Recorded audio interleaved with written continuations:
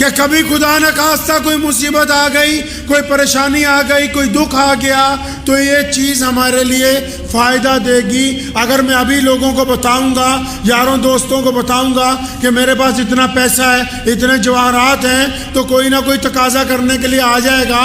تو ظاہری طور پر جو چیزیں دنیا کے لوگ دکھاتے ہیں اس کے علاوہ کچھ بچا کے بھی رکھتے ہیں۔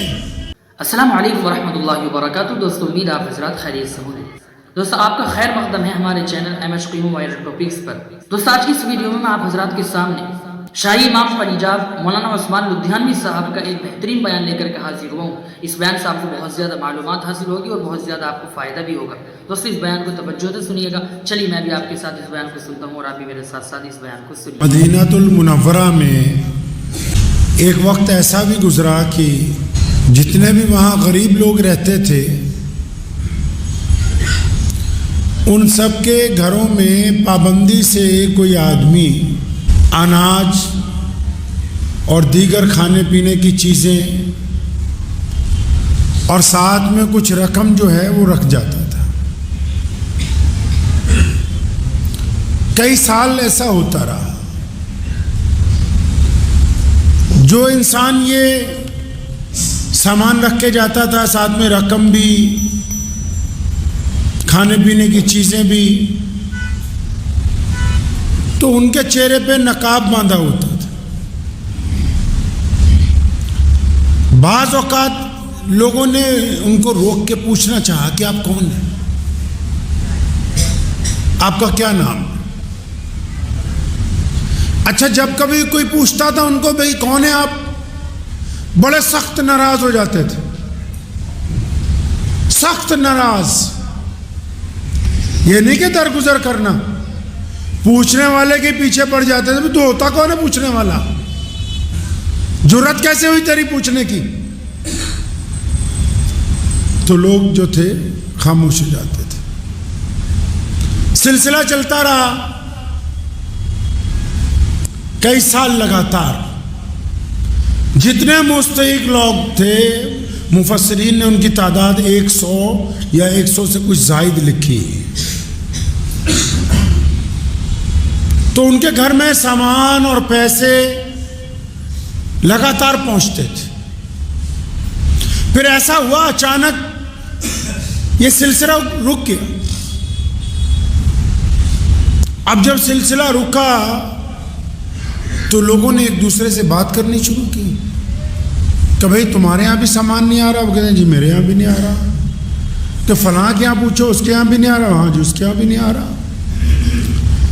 تحقیق شروع کی بھی کب سے نہیں آ رہا، کون سی تاریخ تھی ایسی کہ جس دن سے یہ سلسلہ منقطع ہو گیا ہے۔ جب تحقیق کی تو پتہ لگا کہ 18 محرم الحرام کے دن کے بعد سے تو سامان آیا ہی نہیں، کسی کے گھر بھی نہیں آیا۔ اور جب پتہ لگا بھی 18 محرم کو کیا ہوا تو معلوم ہوا کہ بھئی 18 محرم الحرام کو تو حضرت امام زین العابدین رحمۃ اللہ علیہ کا وصال ہوا ہے۔ سیدنا امام حسین رضی اللہ تعالیٰ عنہ کے گھرانے کے اس عظیم المرتبہ فرزند کا انتقال ہوا ہے۔ ساری زندگی لوگوں کی، اور جب ان کو غسل دے رہے تھے تو کچھ لوگوں نے سوال کیا حضرت کے بیٹے سے کہ آپ کے ابا حضور کے کندھوں پر بھی نشان ہیں اور کمر پہ بھی نشان ہیں، تو یہ کس چیز کے ہیں؟ تو کہنے لگے ہمارے ابا جو تھے نا، روزانہ کیونکہ رات کے دوسرے تیسرے پہر غریبوں کے گھر میں سامان دینے جاتے تھے، رقم دینے جاتے تھے، تو وہ اناج کی بوریاں اپنے کندھے پر کمر پہ لاد کے لے کے جاتے تھے، یہ اس وجہ سے یہ نشان پڑے۔ تو لوگوں نے کہا کہ آپ جوان ہیں، آپ کے والد بوڑھے تھے، آپ بذات خود کیوں نہیں اٹھا لیتے تھے، آپ کیوں نہیں سامان اٹھا کے چھوڑاتے تھے؟ تو ان کے صاحبزادے نے کہا کوشش تو ہم نے بہت دفعہ کی، کوشش بہت مرتبہ ہم نے کی کہ ہم سامان اٹھا کر دے آئیں، ہم لے جا کر سامان پہنچا دیں، لیکن کہنے لگے کہ ہم جب بھی کہتے تھے ابا جی ہم آپ کے ساتھ چلتے ہیں، فرماتے خبردار یہ تو میرا اور میرے رب کا معاملہ ہے، اگر میں تمہیں بتا دوں کہ کس کو سامان دینا ہے تو جس کے گھر سامان پہنچانا ہے اس کی بے عزتی ہو جائے گی۔ میں تو اپنے رب کے حضور اپنا معاملہ درست رکھنا چاہتا ہوں، میں جن کو دیتا ہوں ان کی بے عزتی نہیں کرنے دیتا کسی کو۔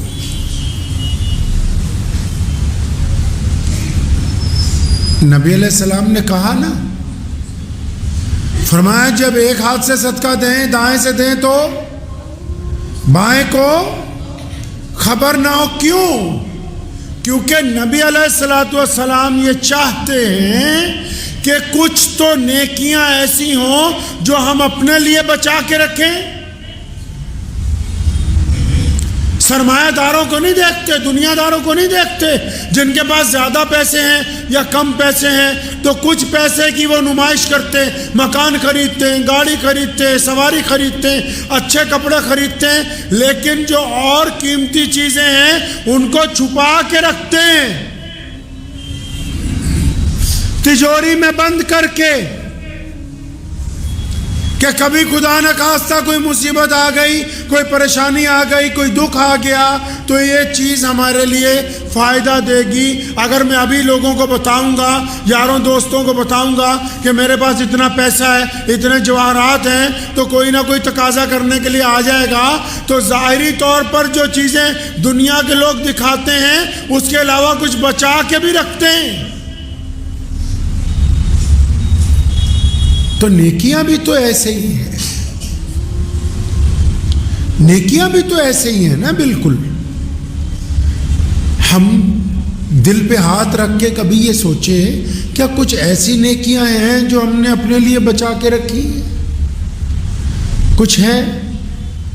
دلی میں ایک بہت بڑے ولی تھے اللہ کے، ان کی تھی دکان۔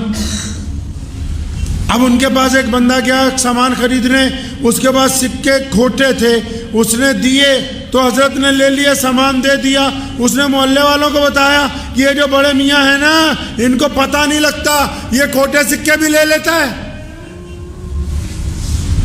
آہستہ آہستہ کر کے پورے علاقے میں مشہور ہو گئے۔ اب جس کسی کا کھوٹا سکہ نہیں چلتا تھا وہ میاں جی کی دکان پہ آ جاتا تھا، کھوٹا سکہ دیتا تھا اور سامان لے جاتا تھا۔ تو میاں صاحب کو ان کے بیٹے نے کہا ایک دن، ابا یہ آپ جان بوجھ کے کھوٹے سکے لیتے رہتے ہو؟ تھیلا بھر گیا کھوٹے سکوں کا۔ فرمایا ہاں بیٹا یہ کوئی خاص وجہ ہے کہ میں یہ کھوٹے سکے لے لیتا ہوں لوگوں سے۔ کہنے لگا ابا بتاؤ تو صحیح۔ کہنے یار بتانے والی نہیں ہے، میرا دل نہیں کرتا کہ میں بتاؤں۔ نہیں بتائی، بچے ضد کرتے رہے، ابا بتاؤ تو صحیح کھوٹے سکے کیوں لیتے ہو، ہم بھی کچھ ایسا کر لیا کریں گے۔ تو کہنے لگے اچھا پھر سنو، میں کھوٹے سکے اس لیے لیتا ہوں کہ کل قیامت کے روز جب میرے رب کے آگے میری پیشی ہوگی نا تو پھر میرے میں عیب بہت ہیں اور میں ان کھوٹے سکوں کو لے جاؤں گا، اور جب میری باری آئے گی حساب کتاب سخت ہوگا تو میں اللہ سے کہوں گا الہی میں تیرے بندوں کے کھوٹے سکے لیتا رہا جان بوجھ کر، تو بھی اپنے ایک کھوٹے بندے کا کام بنا دے۔ آج فرمانے لگے کہ یار تمہیں پتہ نہیں کہ میں بھی تو کھوٹا ہی ہوں۔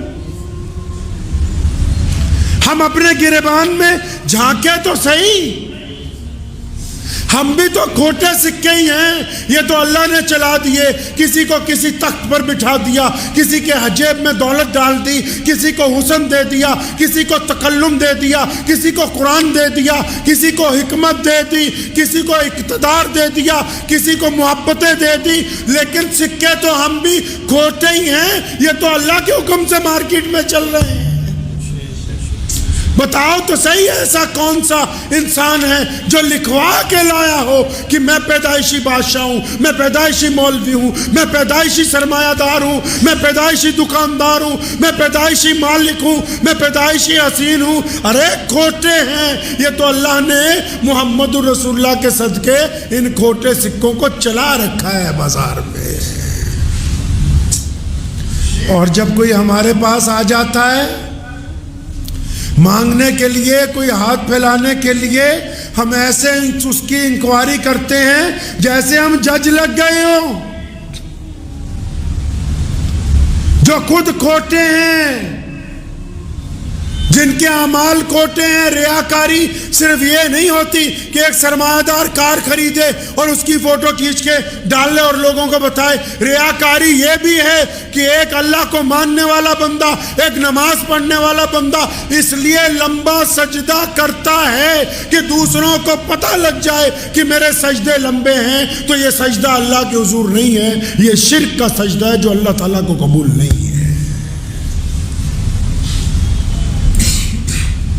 نیکیاں صرف ایسے ہی تو نہیں بچائی جاتی کہ رات کو تہجد میں اٹھیں اور پھر صبح پہلے بیوی کو بتائیں, پھر بچوں کو بتائیں, پھر دوستوں کو بتائیں. نیکی وہ قیامت والے دن کام آئے گی جو آپ کے اور آپ کے اللہ کے درمیان ہے. بس جس کا تیسرا بندہ گواہ ہے اس کا انعام تو دنیا میں مل گیا,